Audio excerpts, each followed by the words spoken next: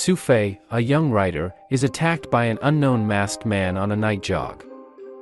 She decides to leave her boyfriend Chen Ming at home and spend a few days alone in the countryside in the picturesque village of Sanjia.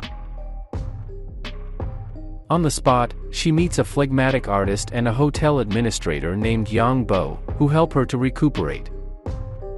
But the same mysterious masked man continues to haunt Su Fei.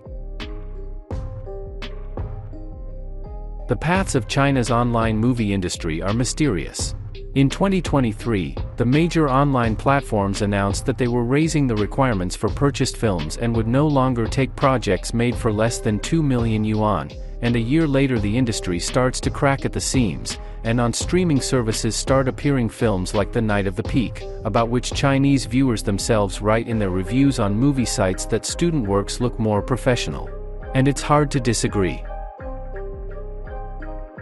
Apparently, The Night of the Peak was made a long time ago, back in the 10s, but at some point it became clear that the industry was growing and such low-budget films no longer fit in.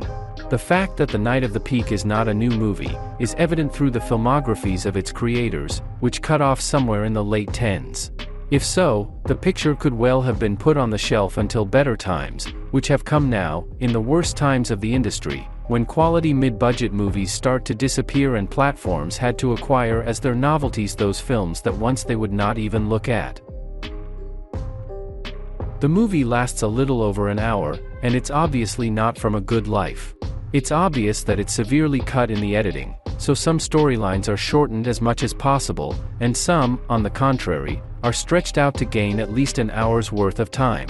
For the first 15 minutes it is impossible to understand what is going on. We are not shown the result of the night attack on the main character and we are not explained what kind of people surround her.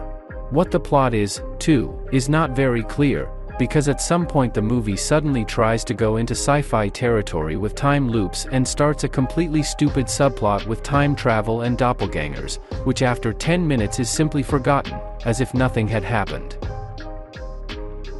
Mu-Yao, who plays the main role, is not a professional actress, but a professional painter and writer, which is probably why so much time in the movie is devoted to dialogues about painting and imagination. Again, they have nothing to do with the main plot, but the very fact of their presence adds intelligence to what is going on. But the lack of technical quality of The Night of the Peak cannot be covered by anything. The movie is very cheaply shot, to the point that the shadows of the cameraman creep into the frame, and scenes obviously shot in the daytime are passed off as night scenes. It's a shame that the Chinese online movie industry has once again gotten to the point of producing such semi-amateurish nonsense.